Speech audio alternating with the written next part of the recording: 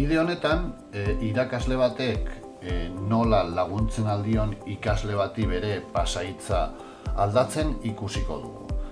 Hortarako nahita nahi ez, irakasle perfila izan beharko dugu, eta hori daukagula ziurtatuta gero, joanen gara irakaslearen kuadernora. Hemen behitian daukagu ikaslearen fitxa eta taldea aukeratuko dugu.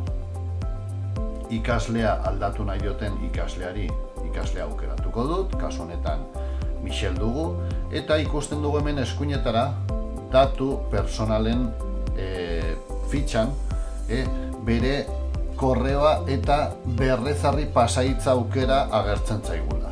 Klikatuko dugu berrezarri pasahitza, onartuko dugu, eta ikasleari pasa beharko dizkiogu bere kontraseina, bere pasahitza berria.